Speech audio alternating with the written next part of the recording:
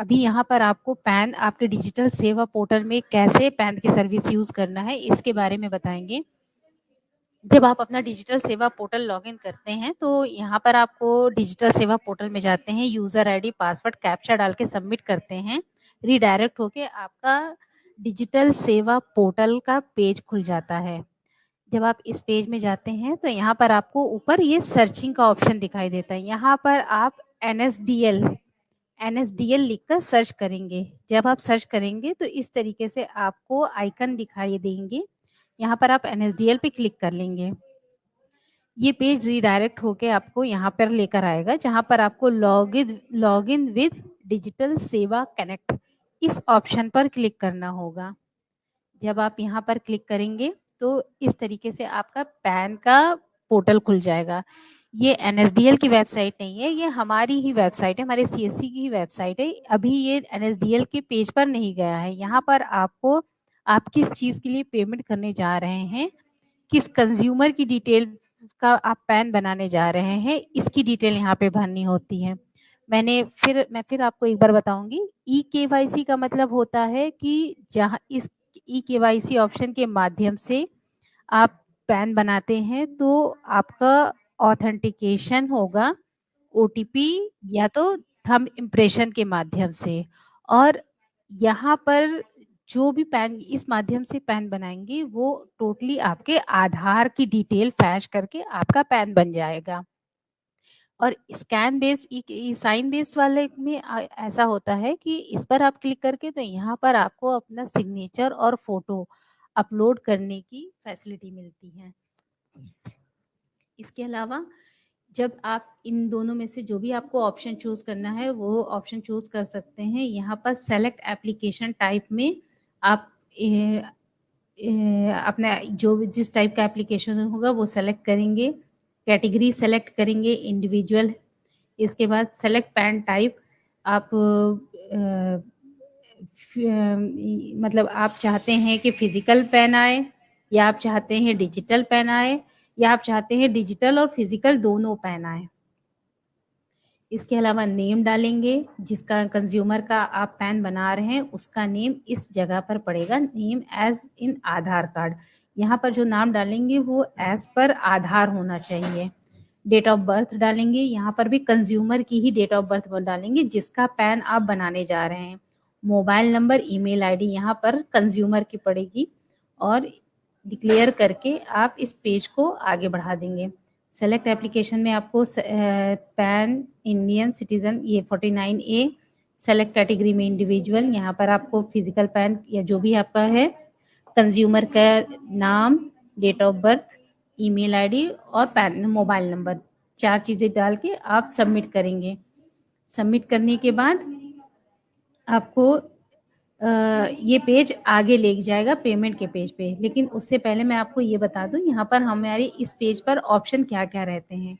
यहाँ application detail में आपको न्यू एप्लीकेशन में न्यू पैन बनाने के लिए रहता है कि आप नया पैन किसी का बना रहे हैं। पैन अपडेट यानी आप किसी के पैन में करेक्शन कर रहे हैं, चाहे वो डेट ऑफ बर्थ करेक्शन हो या जो भी करेक्शन, जैसे कोई पैन में अपनी डिटेल चेंज कराता है, अपडेट कराता है, ये करेक्शन के लिए है। ड्राफ्ट एप्लीकेशन में पैन कब जाता है, जब आप पैन वाली वेबसाइट पर वेरीफाई करेंगे। मैं आपको आगे बताऊंगी कि कहाँ पर से आपका ड्राफ्ट में एप्लीकेशन जाता है, लेकिन वो दिखाई आपको यहाँ पर देगा। इसके बाद अगर चेंज करेक्शन करें तो यहाँ चेंज करेक्शन में ड्रॉप डाउन में जाएंगे। जब ये पेज पूरा आप सबमिट कर देंगे, अपडेट कर रहे हो, न्यू है तो न्यू पर क्लिक करेंगे, और अब करेक्शन कर रहे हैं तो पैन अपडेट पे करेंगे तो ये करेक्शन का ऑप्शन आ जाएगा। इसके बाद सबमिट करते हैं तो आपका डिजिटल सेवा पोर्टल से इसका पेमेंट कटेगा। 107 रुपये इसका पेमेंट है। प्रोसीड टू पे करेंगे। यहाँ पर आप पहले डिजिटल सेवा पोर्टल का जो पासवर्ड होगा वो डालेंगे, फिर वॉलेट पिन डालेंगे और सबमिट करेंगे। सबमिट करने के बाद पेमेंट सक्सेसफुल हो जाएगा। कंटिन्यू पे क्लिक करेंगे। कंटिन्यू पर क्लिक करने के बाद आपके पास ये एक पेज आता है।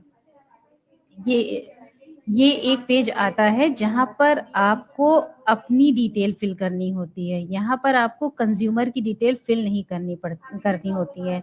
ये पेज जब आप पहली बार पैन बनाने के लिए जाते हैं, फर्स्ट टाइम पैन बनाने के लिए शुरुआत कर रहे हैं, तो सबसे पहले खुद का रजिस्ट्रेशन आपको यहाँ पे करना होता है। यहाँ पर आप अपने सेंटर का नाम, जो भी यूजर नेम में कोई सेंटर नेम या कुछ जो भी आपको ठीक लगता है, विदाउट स्पेस कुछ भी नाम, आप अपना नाम दे सकते हैं, आप अपना सेंटर का नाम दे सकते हैं, या आप जो भी नाम यहाँ पे अपनी जानकारी के हिसाब से यूजर नेम देना चाहें वो दे सकते हैं, लेकिन वो बिना स्पेस के ही होगा। इसमें अपना शॉप का एड्रेस फिल करेंगे, मोबाइल नंबर आप डालेंगे, रिक्वेस्ट ओटीपी करेंगे, आपके मोबाइल पर एक ओटीपी आएगा, उसे सबमिट करेंगे, मेल आईडी डालेंगे, फिर आपके मेल पर एक ओटीपी आएगा, उसे सबमिट करेंगे।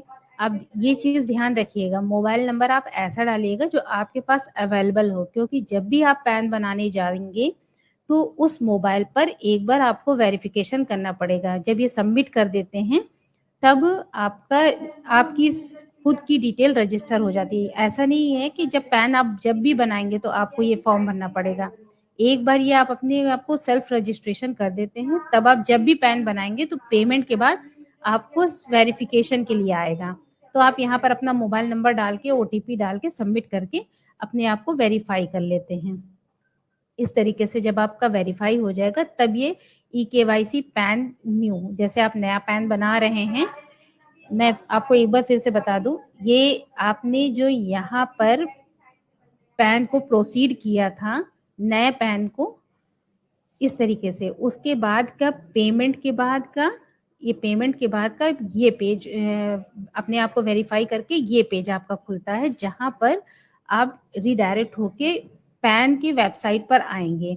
यहाँ तक के आपको समझ लीजिए कि आपका ये सीएससी का ही पेज है। यहाँ पर आप एप्लीकेंट की डिटेल डालेंगे जो कि एज पर आधार होगी, इंडिविजुअल, ये ऑलरेडी ड्रॉप डाउन आप उधर सेलेक्ट कर चुके, इधर ऑटो सेव होकर आएगा।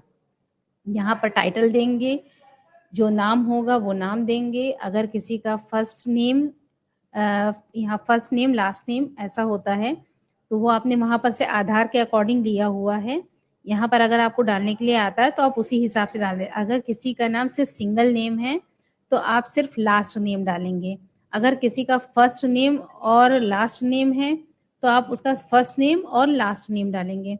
अगर किसी का नाम first name middle name last name है तो आप इसी फॉर्म में भरेंगे। लेकिन अगर किसी का नाम ये सिर्फ मनोज होता तो इसे हम सिर्फ लास्ट नेम में डालते हैं। इसके बाद यहाँ पर डेट ऑफ बर्थ और जेंडर, जो आपने उधर प्रीवियस में डिटेल सबसे पहले पैन बनाते समय स्टार्ट किया था, तो वो यहाँ पर ऑटोफिल होके आएगा। बहुत सारे वीएलईज का क्या दिक्कत आती है कि वो यहाँ पर डेट ऑफ बर्थ का फॉर्मेट गलत आता है और ये एडिटेबल भी नहीं होता है। वो इसको एडिट करने की कोशिश करते हैं तो ये एडिटेबल नहीं होता है। ऐसे में वीएलई क्या करते हैं, उनके पास इस पेज को बंद करने के अलावा और कोई ऑप्शन नहीं होता है, तो वीएलई इस पेज को बंद कर देते हैं। पेज बंद करने के बाद उनका वो ट्रांजैक्शन फेल्ड हो जाता है। ये ट्रांजैक्शन एनएसडीएल की वेबसाइट पे नहीं पहुंचा है, इसलिए ये फेल ट्रांजैक्शन होगा और इसका पैसा आपको 24 घंटे के अंदर आपके वॉलेट में मिल जाएगा। आप इसी फॉर्म को फिर से प्रोसेस करके पूरी प्रक्रिया के साथ इसको, ये आपको कहीं ड्राफ्ट में नहीं मिलेगा, इसका पैसा वापस ही आएगा। आपके 24 घंटे में आपके डिजिटल सेवा पोर्टल के वॉलेट में ये पैसा वापस आ जाएगा। और इसी को प्रोसीड करने के लिए ये इशू ना आए कि आपको यहाँ पे डेट ऑफ बर्थ का इशू आता है, इसके लिए आप कोशिश करिए कि आपके क्रोम ब्राउजर में एक इनकॉर्निटो टैब का ऑप्शन आता है, जो ब्लैक विंडो होती है उस तरीके का एक टैब आता है। जब आप अपना क्रोम ब्राउजर ओपन करते हैं, ऊपर राइट हैंड साइड पर 3 बिंदु होते हैं, उन 3 बिंदुओं में पे क्लिक करते हैं तो उसमें नीचे आपको कुछ आइकन्स दिखाई देते हैं, उसमें न्यू इनकॉर्निटो टैब, इस पर क्लिक कर लीजिएगा। फिर से बता दे रहे हैं, न्यू इनकॉर्निटो टैब, या तो कंट्रोल शिफ्ट और एन एक साथ दबा के आप क्रोम ब्राउजर ओपन करिए, कंट्रोल शिफ्ट और एन एक साथ प्रेस करेंगे तो इनकॉर्निटो विंडो ऑटोमेटिक ओपन हो जाएगी। तो उस पर अगर आप बनाते हैं, उसमें कोई हिस्ट्री सेव नहीं होती और ये आपको डेट ऑफ बर्थ का जो ये इशू होता है वो इसमें नहीं आता, क्योंकि ये इशू अक्सर करके आपकी हिस्ट्री की वजह से आता है। तो यहाँ पर से आप पैन को प्रोसीड करेंगे, ये एनएसडीएल की वेबसाइट पर ऑथेंटिकेशन के लिए आ जाता है। यहाँ पर आप रीचेक करेंगे डिटेल जो भी आपने भरी हुई है वो सही है या नहीं, और नीचे आपको एक ऑप्शन दिखाई देता है, have you ever been known by any other name, क्या आपके किसी कोई और नाम भी आप और नाम से भी जाने जाते हैं, तो आप यहाँ पे मेंशन कर दीजिए नो। अगर आप किसी और नाम से भी आपका फेमस है, निकनेम है, तो आप यहाँ मेंशन कर सकते हैं, लेकिन बेहतर होगा कि आप इसे नो ही करें। यहाँ पर कंज्यूमर की डिटेल, फादर नेम रहेगा, फिर फादर नेम री एंटर किया जाएगा, और मदर का नाम, फिर यहाँ पर अगेन मदर का नाम प्रिंट करेंगे, अब री एंटर करेंगे। इसके बाद parents name to be printed on the PAN card, यहाँ पर फादर नेम सेलेक्ट करते हैं। अगर किसी के फादर नहीं है, सिंगल पेरेंट सिर्फ मदर हैं, तो वो मदर चाहते हैं कि उनके पैन में उनकी मदर का नेम प्रिंट हो गया है, तो यहाँ पर मदर नेम पे क्लिक कर सकते हैं। इसके बाद यहाँ पर आपको अदर डिटेल फिल करनी होगी, यानी सोर्स ऑफ इनकम क्या है। अगर कोई इनकम है तो आप फिल कर सकते हैं, अगर कोई इनकम नहीं तो आप नो इनकम पे क्लिक कर सकते भी सबमिट कर सकते हैं। यहाँ पर आप अपना मोबाइल नंबर, ईमेल आईडी एक बार वेरीफाई करेंगे। इसके बाद रेजिडेंशियल एड्रेस आपका आपके आधार से ही ऑथेंटिकेट होगा, इसलिए इसको फिल करने की ज़रूरत नहीं है। ऑफिस एड्रेस मत डालिए, ऑफिस एड्रेस का कोई इशू नहीं है। इसके बाद ये यहाँ पर आप आएंगे, यहाँ पर आपको अपना एरिया एओ कोड सेलेक्ट करना है। यहाँ पर आप स्टेट अपना सिटी सेलेक्ट करेंगे। जैसे ही आप स्टेट और सिटी सेलेक्ट करते हैं तो यहाँ पर आपको अपना एओ कोड ऑटो सर्च हो जाता है। इसके बाद आप यहाँ पर अपने एक बार फॉर्म को रीचेक कर लेंगे, आगे नेक्स्ट करेंगे। सबमिट करने पर आपको ये एक बार फॉर्म फिर से रीचेक करने का ऑप्शन आ जाएगा। जब आप एक बार इसको रीचेक कर लेंगे, इसके बाद ये ऑथेंटिकेशन के लिए चला जाएगा एनएसडीएल वेबसाइट पे। आपको बता दें, जो यहाँ पर से पेज होता है, इस पेज से लेके आपकी सारी डिटेल एनएसडीएल पर होती है। तो इस पेज के बाद आने वाली सभी डिटेल में अगर कहीं पर आपका फॉर्म रुकता है तो वो आपको ड्राफ्ट एप्लीकेशन में मिल जाएगा। लेकिन इससे पहले के पेज में जहाँ पर आधार में डेट ऑफ बर्थ नीचे आ रही थी, जो मैंने आपको बताया कि करेक्शन करने के लिए ब्राउजर आपको बंद करना पड़ सकता है, वहां तक का पेज अगर आएगा तो वो आपका डिक्लाइन ट्रांजैक्शन में जाएगा और उसका पैसा आपको रिफंड ही होगा 24 घंटे के अंदर। इसके अलावा जब आप ये पेज सबमिट करते हैं तो यहाँ पर आपको दो ऑप्शन दिए हैं, एक ओटीपी बेस्ड ई-केवाईसी, एक biometric based e-KYC. OTP based KYC और बायोमेट्रिक बेस्ड केवाईसी में फ़र्क है, ओटीपी में आपके आधार में मोबाइल नंबर रजिस्टर्ड होना चाहिए, उस मोबाइल नंबर पे ओटीपी जाएगा और ऑथेंटिकेट होगा। और बायोमेट्रिक बेस में यानी आपके सिस्टम में डिवाइस लगी होगी और आपको थंब इम्प्रेशन दे के वेरीफाई करना पड़ेगा। यहाँ पर हम ओटीपी बेस्ड ई-केवाईसी पर क्लिक करते हैं तो अब आधार रजिस्टर मोबाइल नंबर पे एक ओटीपी जाएगा, जिसे आप यहाँ पे डाल के वेरीफाई करेंगे। और अगर थंब इम्प्रेशन वाले पे जाएंगे तो थंब इम्प्रेशन यहाँ पर देके आप वेरीफाई करेंगे। केवाईसी ऑथेंटिकेशन सक्सेसफुल हो जाता है तो ये पेज आ जाता है। इसके बाद एक ऑथेंटिकेशन आपका और होता है, जिसे आप ओटीपी बेस्ड या ई साइन या फिर बायोमेट्रिक बेस्ड दोनों में से किसी भी ऑप्शन को चूज करके सबमिट कर सकते हैं। ये सबमिट होने के बाद यहाँ पर आपको अपना आधार नंबर डालना होता है, सेंड ओटीपी करेंगे। सेंड ओटीपी करने के बाद आपका ये ऑथेंटिकेशन सबमिट हो जाता है। सबमिट होने के बाद आपको ये एक स्लिप जनरेट हो जाती है। ये एक एक्नॉलेजमेंट नंबर है आपका, इसके माध्यम से आप अपने पैन के स्टेटस को ट्रैक कर सकते हैं। इसका ये पैन आपका ऑब्जेक्शन में बहुत रेयर ही होता है, क्योंकि यहाँ पर सारी डिटेल आपकी आधार बेस होती है, इसलिए ये इसमें ऑब्जेक्शन के चांसेस ना के बराबर होते हैं। यहाँ पर अगर कहीं कोई इशू होगा तो वो यहीं पेज पर ही आपको दिखा देगा। यहाँ पर ऑब्जेक्शन ना के बराबर होता है, बहुत रेयर होगा 100 में से शायद एक पैन की जिसमें ऑब्जेक्शन है, अदरवाइज इसमें कभी कोई ऑब्जेक्शन नहीं आता है। इसी तरह ये आपका हो गया ई-केवाईसी बेस्ड पैन। अब आते हैं ई साइन पैन। ई साइन वाले पैन में भी आपको सारी डिटेल पहले जैसा मैंने बताया पेमेंट तक का वो पूरा प्रोसेस रहेगा। यहाँ पर आपको पेमेंट के बाद इस तरीके का फॉर्म खुलेगा, जहाँ पर आपको टाइटल में नाम, first name, last name, date of birth, और यहाँ पर आप अपनी सारी डिटेल अपनी आधार से रिलेटेड है, यूज माय आधार डिटेल, इसलिए इस पर क्लिक करेंगे ताकि आधार से डिटेल फैच कर ले आपकी। यहाँ पर आप अपने पेरेंट्स डिटेल फिल करेंगे, मदर नेम भी, father name, mother name re enter करके सबमिट करेंगे। Whether physical PAN card is required, आपको फिजिकल पैन रिक्वायर्ड है तो आप यस कर देंगे, नहीं रिक्वायर्ड है तो नो कर। फिजिकल पैन रिक्वायर्ड मतलब आपको पोस्ट ऑफिस के थ्रू आपका पैन आपको घर पे कार्ड के रूप में प्राप्त होगा, और अगर नहीं रिक्वायर्ड है तो नो कर दीजिए, तब आपको ईमेल पर ही मिलेगा। यहाँ पर सोर्स ऑफ इनकम, जैसा कि मैंने अभी आपको पहले भी बताया, टेलीफोन नंबर, ईमेल आईडी, यहाँ पर अपना मोबाइल और ईमेल आईडी आप फिल करेंगे, ऑथेंटिकेट करेंगे। यहाँ पर रेजिडेंशियल एरिया, यहाँ पर आप अपना एड्रेस, कम्युनिकेशन एड्रेस आप चाहें तो अपडेट कर सकते हैं, जहाँ पर आप अपना पैन मंगवाना चाहते हैं वो यहाँ पर आप अपडेट कर सकते हैं। ऑफिशियल एड्रेस में कुछ एंट्री मत ना करें। यहाँ पर एओ कोड में आप अपना स्टेट और अपना सिटी सेलेक्ट करके एओ कोड सेलेक्ट कर लेंगे। जब आप स्टेट और सिटी सेलेक्ट करेंगे तो एओ कोड आपका ऑटो फैच हो जाएगा। अब यहाँ पर आपको अपना फोटो और सिग्नेचर अपलोड करना होगा।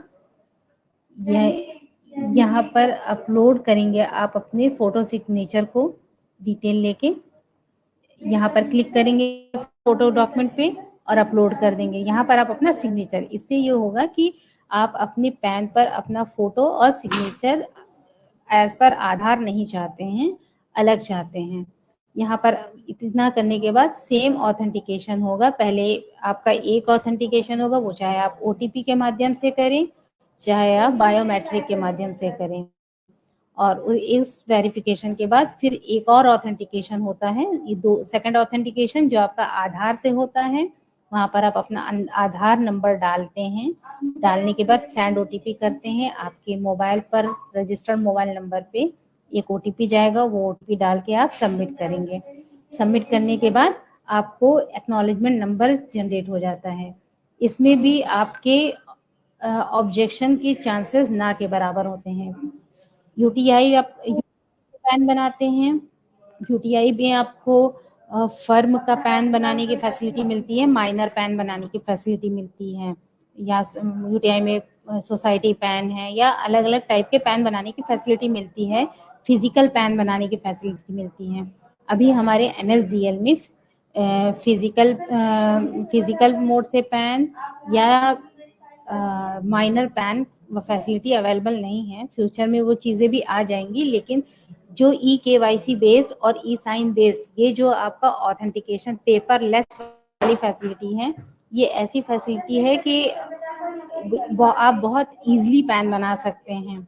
आप अगर हमारे कोई वीएलई एनएसडीएल से पैन बना रहे हैं तो वो ही जानते होंगे कि एनएसडीएल से पैन बनाने का कितना इजी मोड है। अगर आप एक बार एनएसडीएल से पैन बनाना स्टार्ट कर देंगे तो फिर आप कहीं और से पैन नहीं बनाएंगे, क्योंकि यहाँ पर इजी और ऑथेंटिक ऑप्शन है पैन बनाने का।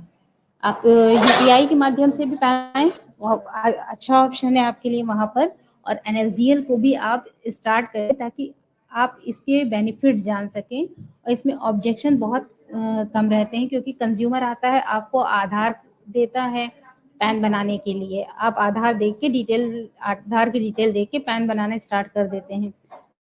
पता चलता है कि आपने पैन बना दिया, अप्लाई कर दिया, बाद में वो ऑब्जेक्शन में आ जाता है।